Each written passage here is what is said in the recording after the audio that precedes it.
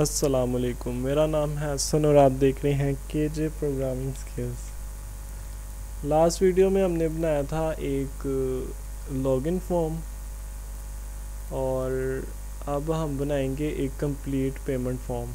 उसका सैंपल जो है वो मैं आपको दिखा दूँ। ये है हेडिंग, ये सब हेडिंग है, फिर नीचे एक नेम है और साथ में टेक्स्ट फील्ड है और फिर उसका जेंडर और रेडियो बटन्स यूज़ हुए हैं जो कि हमने अभी तक पढ़े नहीं है। तो इस फॉर्म में ऑलमोस्ट सारी चीज़ें कवर हो जाएंगी। ये उसका एड्रेस है, ईमेल है, पिन कोड है, ऑलमोस्ट जितनी चीज़ें हमने अभी तक नहीं पढ़ी वो सारी इसमें ऐड है। तो आइए शुरू करते हैं वीडियो। बिस्मिल्लाहिर्रहमानिर्रहीम। तो एक नया पेज बना लेते हैं, इसका नाम हम रख लेते हैं पेमेंट फॉर्म।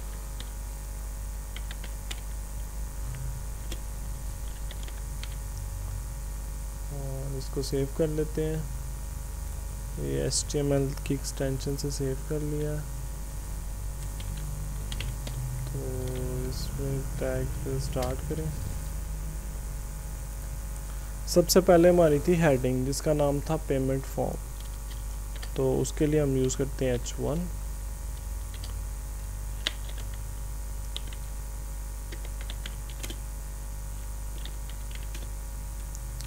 और उसके बाद हमारी थी सब हेडिंग और सब हेडिंग में था H3 का टैग, कॉन्टैक्ट इन्फो।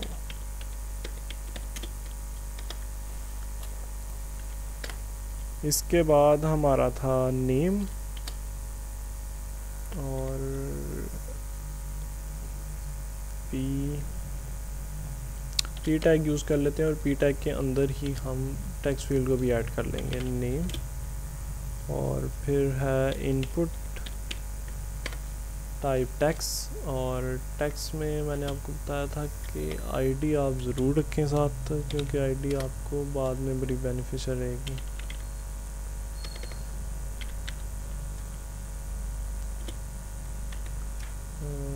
और फिर आ जाते हैं नेक्स्ट लाइन पे।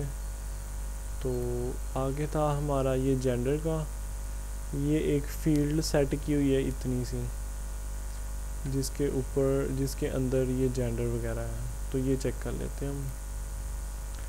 तो ये है फील्ड,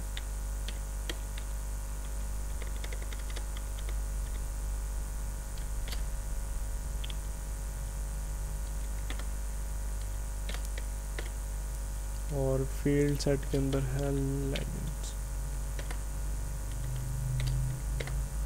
और इसके अंदर हमने सिर्फ ऐड करना है जेंडर को।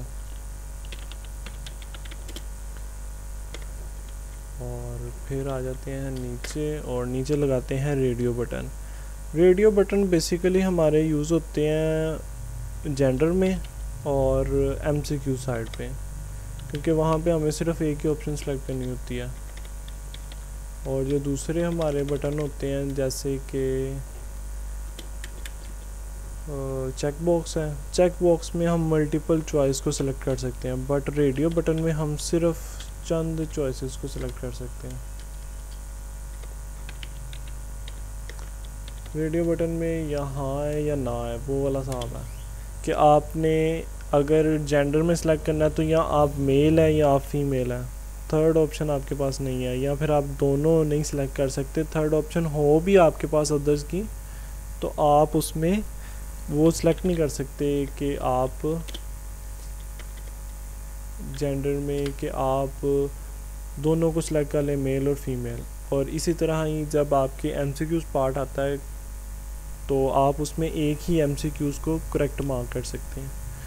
सेकंड को करेंगे, एक ही MCQs फील्ड में आप दो को सिलेक्ट नहीं कर सकते, क्योंकि वो MCQs अगर आपका पेपर पे भी हो तो वो कैंसिल हो जाता है, और अगर आपका वो हो उस पर सिस्टम पे तो सिस्टम आपको ऑप्शन ही नहीं देता, क्योंकि उन्होंने रेडियो बटन यूज़ किए होते हैं। तो ये मैंने नाम नहीं लिखा यहाँ पे, तो उसका नाम लिख लेते हैं मेल, और सेकंड वन का हम लिख लेंगे फीमेल। आप चाहें तो अदर्स भी ऐड कर सकते हैं, बट मैं सिर्फ मेल और फीमेल को ऐड कर रहा हूँ। रेडियो,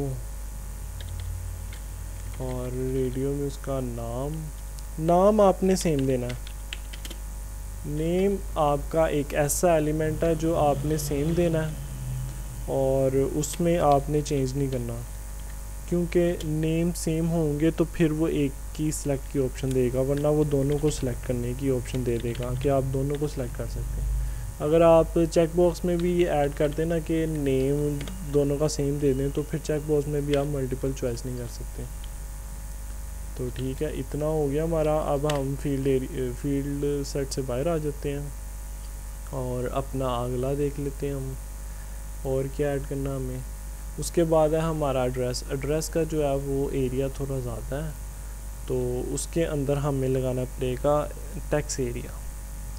तो पहले हम लिख लेते हैं एड्रेस, पी टैग लगाएं, उसके अंदर लिखें एड्रेस, और फिर यहाँ पे आप लिख लें इनपुट टाइप टेक्स्ट एरिया। ये टेक्स्ट एरिया आपने ऐड कर दिया और इसकी आईडी ऐड कर लें, एड्रेस।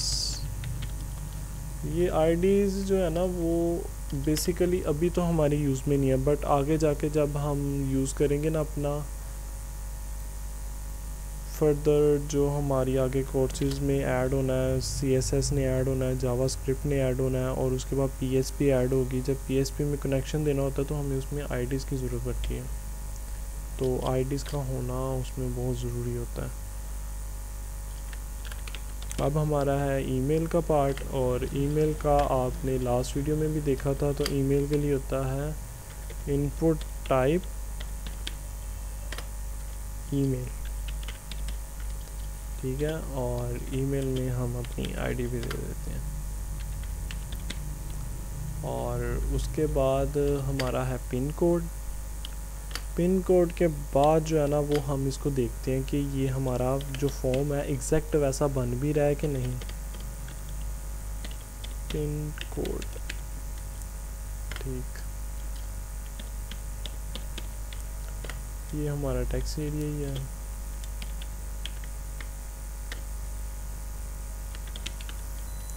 तो इसको करते हैं हम सेव, और ब्राउज़र में चेक कर लेते हैं हम इसको रन करके। गो लाइव, एक इसकी एक्सटेंशन आती है गो लाइव की, वो चेक कर लेते हैं, उससे इंटरेक्ट वो लाइव जाता है। We can not extend live, I think मुझे उसको बाद में चेक करना चाहिए उसमें, तो इसको भी कर देते हैं बंद। तो इसको सेव कर लेते हैं और इसको चेक कर लेते हैं। ये हमारा फोल्डर है, फोल्डर के अंदर ये बन गया फॉर्म। तो ये देखें अभी तक हमारा as it is same to same बन रहा है, ठीक है। अब इसमें हम और फर्दर चीज़ें भी ऐड करते हैं, क्योंकि मैं चाहता हूँ कि इस वीडियो में आपका ऑलमोस्ट वो सब पार्ट ऐड हो जाए। अब पेमेंट इन्फॉर्मेशन है, जिसके अंदर आपकी कार्ड की टाइप है, कार्ड नंबर है, कार्ड टाइप, कार्ड नंबर, ये पहले ऐड कर लें। उसके बाद फिर एक्सपायरी डेट है और CVC है, ये इसकी जगह हम करेंगे अपना CNIC नंबर, ठीक है। इसे CVC भी ऐड कर सकते हैं आप, क्योंकि ये पेमेंट इन्फॉर्मेशन है। तो इसके लिए हम यूज़ करते हैं H3 का टैग।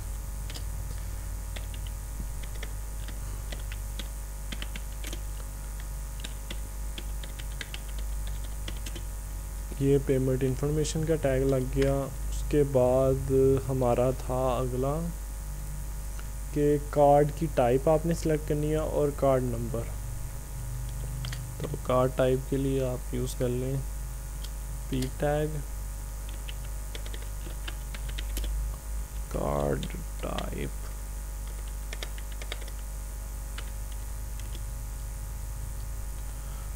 कार्ड टाइप, और फिर कार्ड टाइप के अंदर उधर लगा हुआ है हमारा ये है ड्रॉप बॉक्स। ड्रॉप बॉक्स अभी तक आपको नहीं पढ़ाया क्योंकि मैं चाहता था कि एक ही वीडियो बनाऊं जिसके अंदर ये सारी चीज़ें इजीली ऐड हो जाएं और आपको समझ आ जाएं। तो ड्रॉप बॉक्स ऐड कर लेते हैं। ड्रॉप बॉक्स का जो होता है ना वो होता है कोड सेलेक्ट और उसके बाद इसके अंदर जो हम लिखते हैं ना वो होती है हमारी ऑप्शन कि कितनी ऑप्शन देनी है उसको।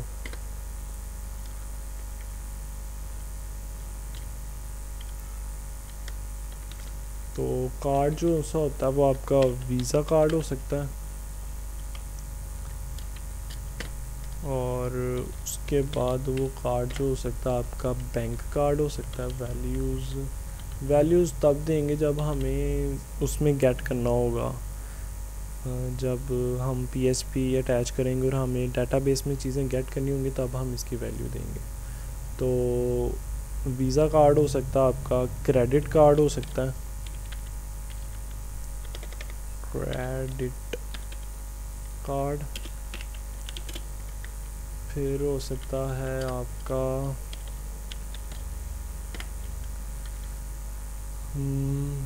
बैंक कार्ड हो सकता है। बट एक बात आप याद रखें कि ऑप्शन फर्स्ट में जो है ना आपने लिखना है, जो भी आप लिखेंगे ना वो आपको डिस्प्ले होगा। तो यहाँ पे हम लिख देते हैं कि सिलेक्ट योर कार्ड, ठीक है, ये हमारा ऊपर डिस्प्ले होगा। तो ये 4 कार्ड लगा लेते हैं, आप जितने मर्ज़ी कार्ड लगा सकते हैं आप, जितने आपको आइडिया हो।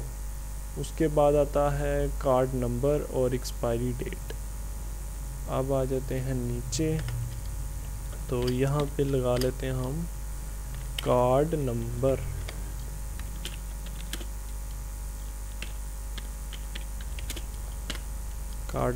और कार्ड नंबर में इनपुट टाइप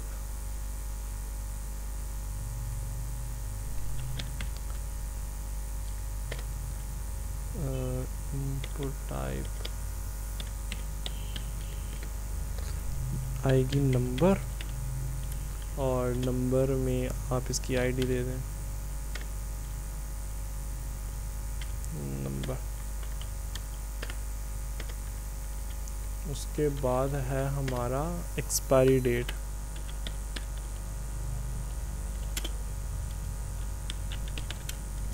अब डेट पे एक बड़ा ज़बरदस्त मैजिक है।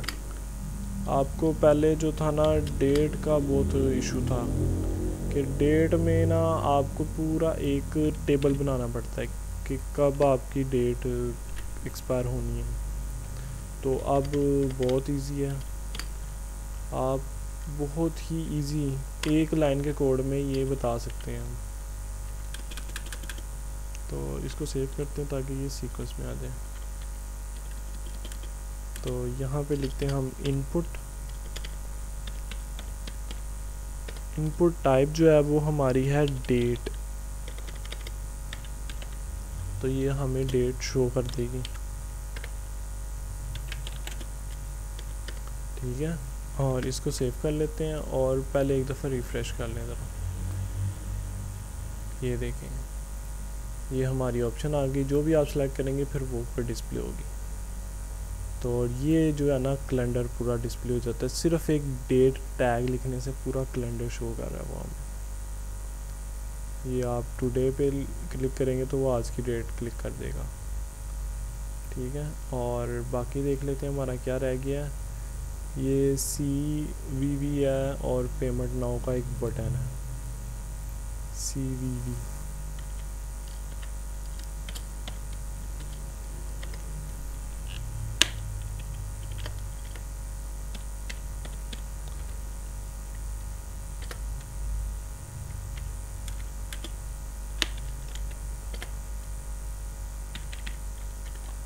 ओके, और अब रह गया है हमारा बटन। बटन का होता है इनपुट टाइप और ये बटन की वैल्यू हम देते हैं सबमिट, क्योंकि वहाँ पे भी यही दी हुई है उन्होंने। और इसकी एक आईडी दे देते हैं बटन तो इसको करते हैं सेव। हमारा हो गया है फॉर्म कंप्लीट। देखा यहाँ तक था पेमेंट नाउ तक। तो इसको चेक कर लेते हैं हम। ये किया हमने रिफ़्रेश और ये हमारा जो फॉर्म था वो हो गया है कंप्लीट। अब इसमें आप इंफॉर्मेशन अपनी ऐड करें। आप ये मेल और फीमेल, अगर आप मेल पे क्लिक करेंगे तो फीमेल से मिट जाएगा। तो ये होता है रेडियो बटन। अब इसमें हम एक चेक बॉक्स भी ऐड कर लेते हैं। चेक बॉक्स का क्या काम होता है कि जब आप वो टर्म्स एंड कंडीशन का नहीं आता कि आप टर्म्स एंड कंडीशन पे वेरीफाई करते हैं कि नहीं, आपने हर फॉर्म के नीचे देखा ही होगा, वो होता है हमारा चेक बॉक्स।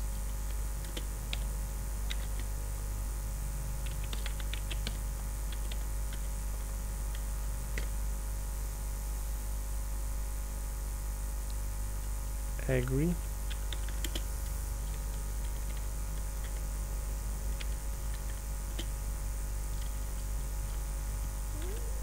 और ये चेक कर लेते हैं हम।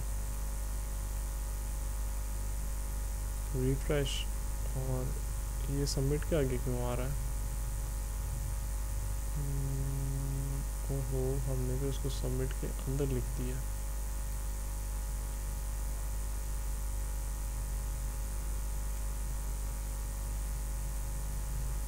इसको करते हैं यहाँ से बाहर और सबमिट के बटन के ऊपर लिखते हैं और यहाँ पे लगा देते हैं हम BR टैग और ये इसको करते हैं सेव और कर लेते हैं रिफ्रेश।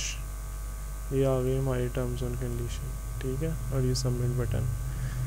उम्मीद है कि आपको सारी चीज़ें समझ में आ गई होंगी।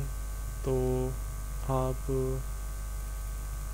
इस पे वीडियो को देखने के लिए थैंक यू। और अगर आपको कोई चीज़ समझ में ना आई हो या फिर किसी भी चीज़ में कोई डिफ़िकल्टी आ रही हो, एरर आ रहा हो, तो आप मुझसे कांटेक्ट कर सकते हैं। आप मुझे कमेंट बॉक्स में भी बता सकते हैं और मुझे ईमेल भी कर सकते हैं। Thank you for watching KJ programming skill. अल्लाह हाफ़िज़।